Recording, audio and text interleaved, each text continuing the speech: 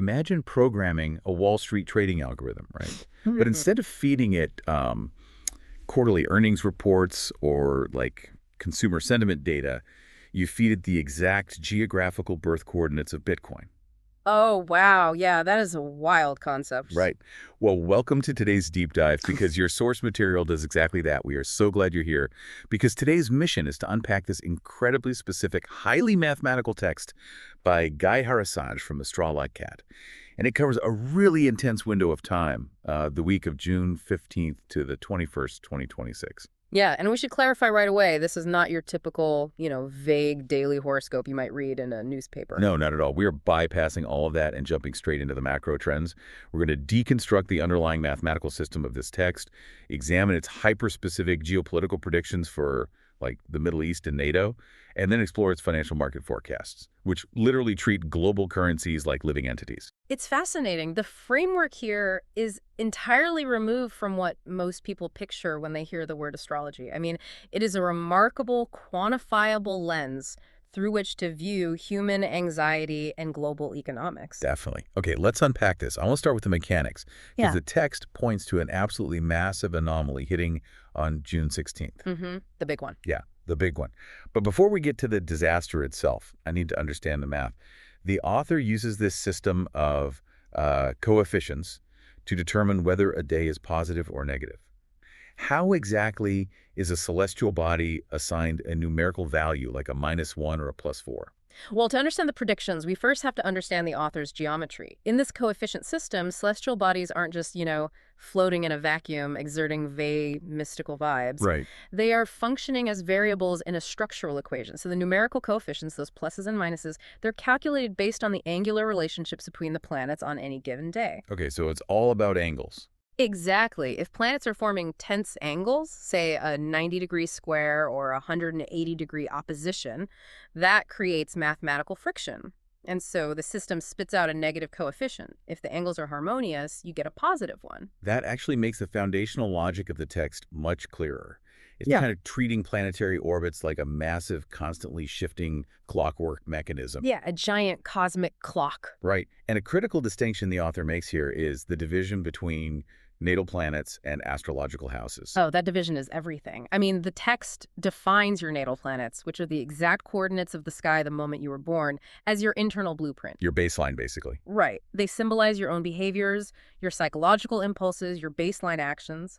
The astrological houses, however, represent the external environment. They symbolize the probabilities of what will happen to you. It's really the world reacting to your presence. So the math in this text is actively trying to calculate the collision between your personal behavior and that external probability. You nailed it. That's exactly it. Which brings us to June 16th, because the text essentially throws up a giant red caution flag for the specific date. It calculates that 6 major celestial bodies, the Sun, the Moon, Venus, Jupiter, Saturn, and Pluto, are all simultaneously sitting at a -1 coefficient. Yeah, and looking at the author's mathematical framework, having 6 major variables simultaneously hit a negative value, well, it creates a massive concentration of friction. Like a huge traffic jam. Exactly. It is a bottleneck of tense geometry hitting the equation all at once. It honestly sounds like the universe's Wi-Fi router needing a hard reset, Right. like a system-wide glitch where absolutely nothing on the network is loading correctly. That's a great way to put it. And because of this anomaly, the text predicts severe weather, accidents, sudden market volatility, and major earthquakes. And the earthquake prediction isn't just thrown in for dramatic effect, right? It's calculated using the specific coefficients of the Scorpio sign. Yeah, the logic there is fascinating when you really break it down, because in traditional astrological frameworks, Scorpio governs the unseen, the depths, the literal underground. Oh, I see. So by calculating this barrage of negative coefficients hitting the Scorpio placement, the text translates mathematical tension underground into a highly literal outcome. Weak fault lines rupturing. Exactly. Well, I follow the internal logic, but I have to push back on the application here a little bit. If the entire day of June 16th is just a flat -1 across the board for the whole planet, how does anyone actually escape the chaos? Yeah. If the universal Wi-Fi is down, aren't we all just entirely disconnected and miserable? You would assume it's a blanket disaster, wouldn't you? But the author actually filters this raw data through rising signs. Think of a rising sign like a personalized firewall or a pair of tinted lenses. Okay, a firewall. Right. The raw negative data is hitting the planet uniformly, but your specific firewall determines what type of malware actually gets through to your system. The text specifically notes that the Leo house takes the heaviest hit during this anomaly. Give me an example of how that firewall operates in practice. Like the text mentions Leo ascendants versus Gemini ascendants, right? Yeah, let's look at a Leo ascendant. The text calculates that because of their specific planetary geometry, a Leo rising might actually see a financial gain on June 16th. Wait, really? A gain on a totally negative day? Yeah, because their money house is protected by their firewall. However, their health or vitality might suffer significantly. The chaos is localized to their physical well-being. Wow, okay. And what about Gemini? Well, a Gemini ascendant experiences a completely different filter. The math suggests their career sector is highly activated, so they might have a fantastic productive day at the office, but they are highly vulnerable to sudden physical accidents. So the system glitch doesn't brick the entire computer, it just targets highly specific vulnerabilities based on your personal source code. That is an incredibly nuanced way to interpret personal misfortune. But the text doesn't stay in the realm of personal horoscopes or natural disasters.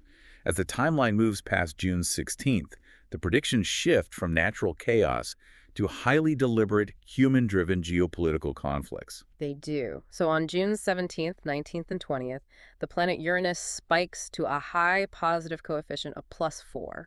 And in this framework, Uranus is the prime indicator of disruption, sudden technological leaps, and revolution. It's basically the antithesis of the status quo. Precisely. And the author explicitly links this +4 Uranus energy to the aggressive rise and proliferation of artificial intelligence. The text calculates that this massive surge in revolutionary tech will actively challenge traditionalist signs. It singles out Taurus, Leo, Scorpio, and Aquarius as the groups that will struggle the most with this disruptive energy. Right, because those are fixed signs. Their fundamental nature within the system is about maintaining stability, preserving structures, and resisting sudden change. So AI is a big problem for them. A huge problem. A +4 coefficient of pure, uncontrolled AI advancement is the ultimate threat to a system designed for preservation. But the author isn't just applying this to, like, software developers or legacy tech companies resisting AI. This is where the source material gets incredibly ambitious. It applies these coefficients to literal nation-states. Yeah, mundane astrology.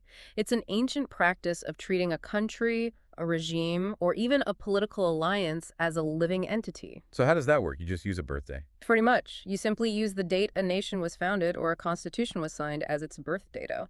And the author uses this to calculate geopolitical maneuvering with the exact same mathematical precision as a daily horoscope. Okay, looking strictly at the author's mathematical framework, the predictions for the Middle East are really intense. On June 17th, Israel is categorized as having a natal sun in Taurus and Mars in Leo.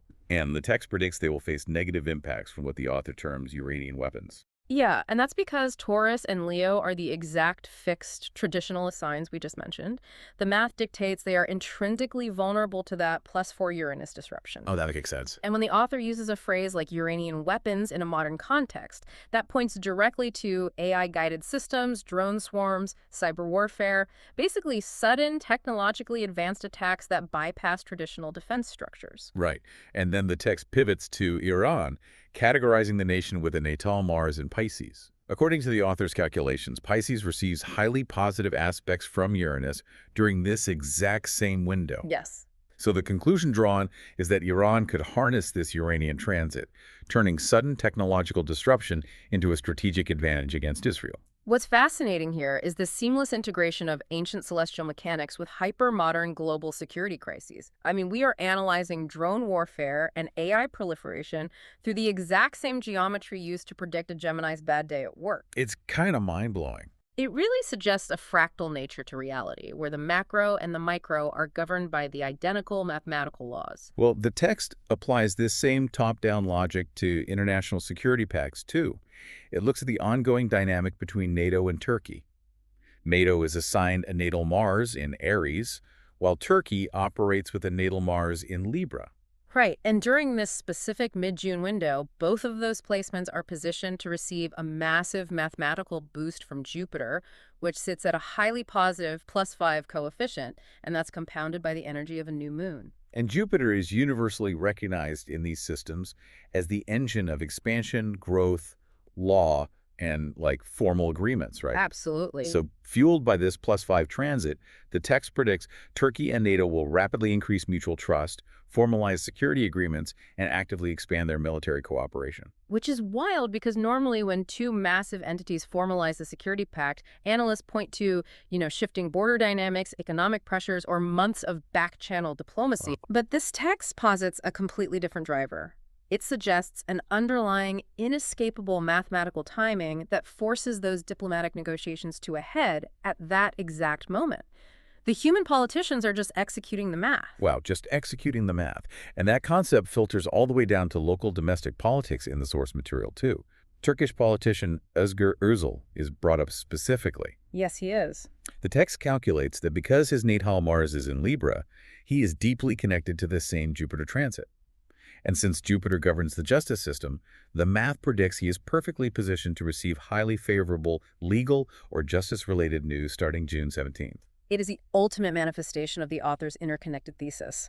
The exact same +5 Jupiter coefficient that forces NATO to expand its military footprint across Europe is simultaneously resolving a localized legal dispute for a single politician in Turkey. The scale changes, but the equation remains identical. Well, we've scaled from planetary weather systems to global alliances down to an individual's legal battles.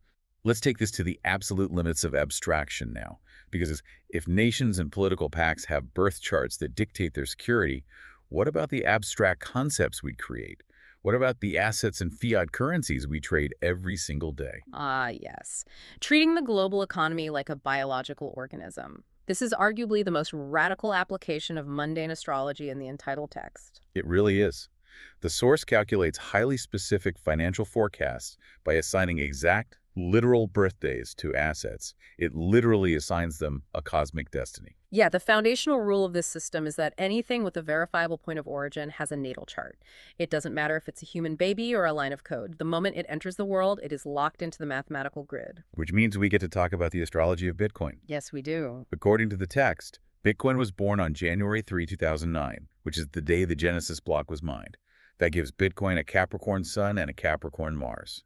Ethereum has a birthday of July 30, 2015.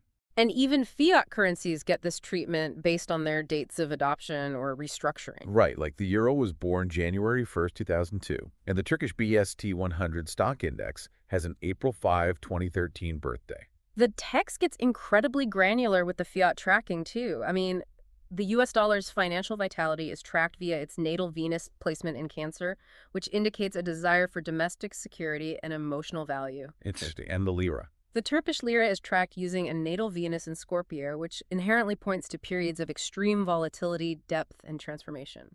I have to pause and marvel at that concept for a second. We are taking a decentralized digital currency, literally just cryptographic code scattered across a massive network of anonymous global servers, and treating it as an organic entity with a literal star sign. I know you might find it absurd conceptually, but mathematically, within the strict confines of the author's system, it functions perfectly. Because you have the origin point. Right. Once you establish that origin data point, the Genesis block, you can run the transit algorithms over it, just like you would a human being's birth chart. And when the author runs those algorithms for the week of June 15th, the market consensus is absolutely brutal. The text predicts a sweeping wipeout. Ounce gold, silver Brent oil, Bitcoin, Ethereum, and the BIST 100 index are all forecasted to drop simultaneously on the dreaded June 16th. That is that 6-planet -1 coefficient anomaly we discussed earlier. The mathematical bottleneck doesn't just trigger earthquakes, it shatters market confidence across every single asset class. So the system glitch hits the global economy. But the author doesn't just predict a generic doom scenario. The text provides a highly staggered, specific recovery timeline based on when the negative transits clear each asset's specific birth profile. Yeah, they don't all bounce back at the same time because they all have different natal coordinates. Makes sense. According to the math, silver and Ethereum process the negative transit very quickly. They are forecasted to rebound by June 17th. But if your portfolio is heavy in Bitcoin, gold, or Brent oil, The author's calculations say you are stuck waiting until June 19th for the coefficients to shift back into a positive alignment. The mathematical friction just lasts longer for those specific entities. If we step back and view this text from a macro perspective, away from all the specific dates and assets, it offers something deeply profound about the human condition. Oh, how so?